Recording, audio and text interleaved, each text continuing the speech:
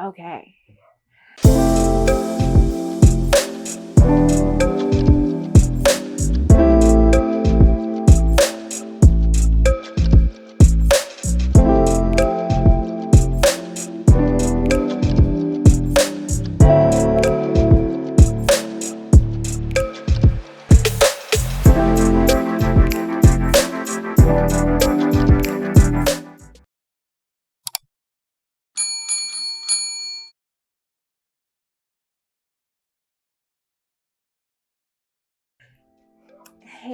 Hey y'all, what's up?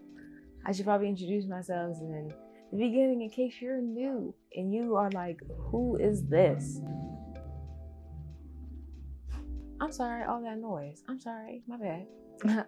But in case you're new, hi, I am Zakiya Davidia, and I'm here to basically chronicle my time on this earth as a Black woman and the experiences that I have gone through.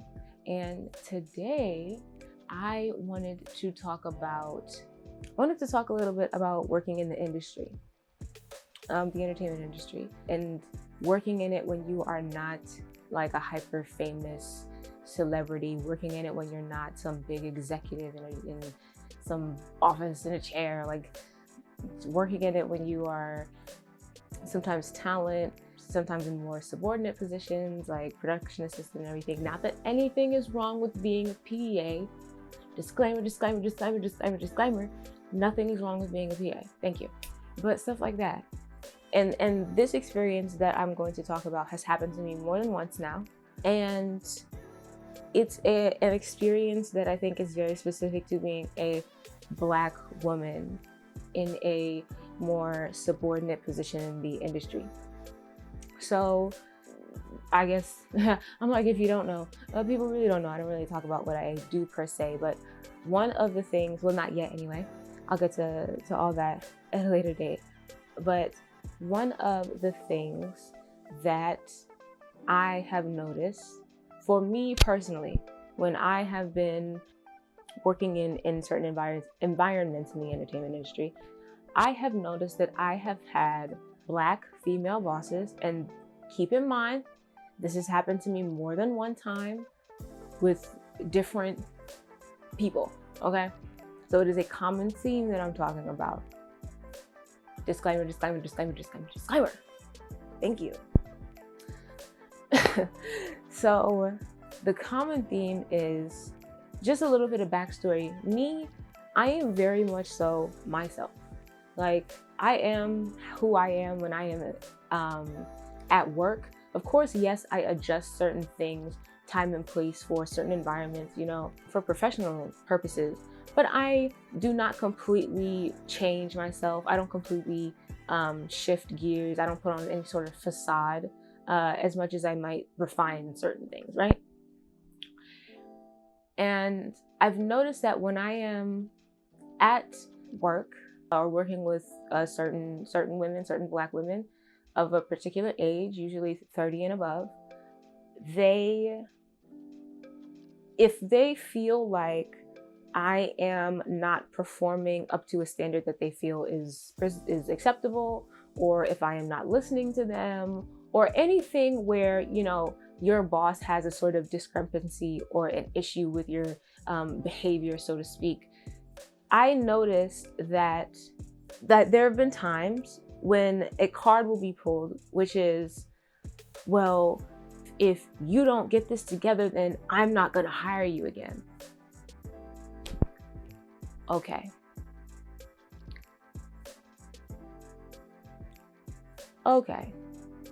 If I don't do this, you're not going to hire me. If I don't do that, you're not going to hire me, blah, blah, blah, so on and so forth.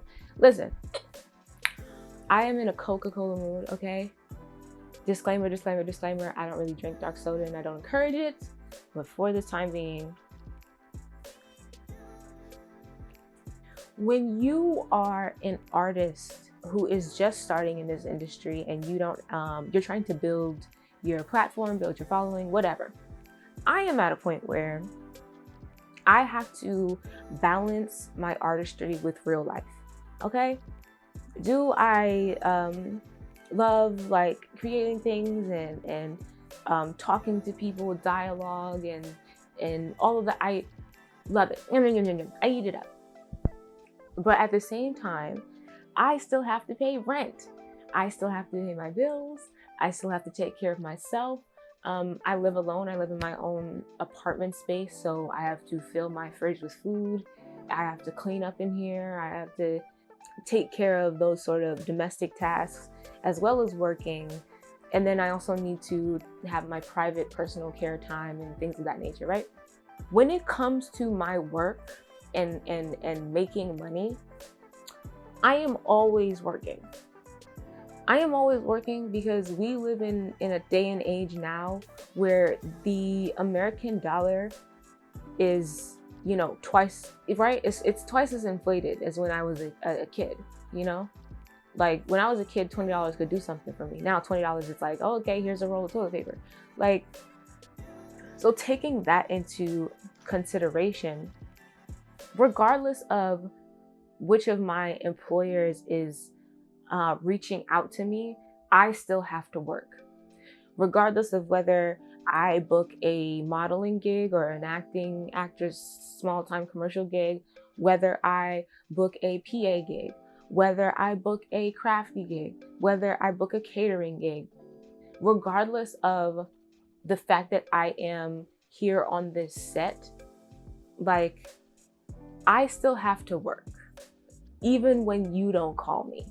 So to have someone look you in the face and say like act like they are going to strip you of your livelihood just because you weren't moving fast enough on set is hilarious to me.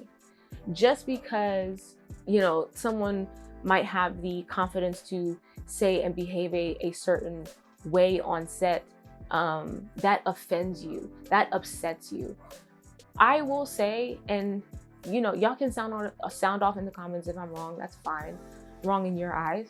But when I go to work, even though you are my boss and my director and all of those things, I do not see myself as less than you. I do not see myself as under you. If anything, we are equals and we're all trying to get something done here. You need me to be here, okay? PAs are the people who run sets, okay? Because they are doing everything. They're just doing what they're told, which is everything, okay? Camera crew, PAs, okay? Like the 2 necessities, and sound, 3, the trifecta, okay?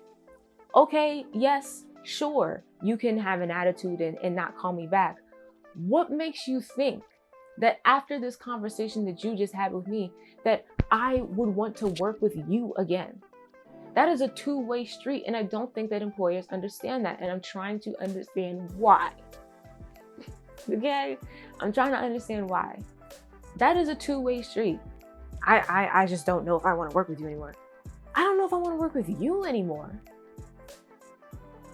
I don't know if I want to work with you anymore.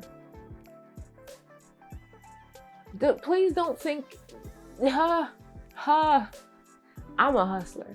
So I am going to do all of what I need to do within reason and you know, my moral scope to get myself together, get my bills paid, do what I need to do. I will do what I need to do. I have opened myself up to many streams of income for that reason. And I want to tell this story and talk about this to tell people that when you are in this industry, please just be very careful about who it is that you work for, okay? Yes, honey, you need a job and you need this and that and the third and all this other stuff. But please, please, please be careful who you work for. Make sure you work for someone who treats you well. Make sure you work for someone who is kind to you. Make sure you work for someone who is understanding, who is willing to help you, work with you, and all of that stuff. Work for someone who is equally as caring about you as they are about the project. Okay? That is important because these people are out here and they got an attitude. And they think that it has something to do with you, and it doesn't.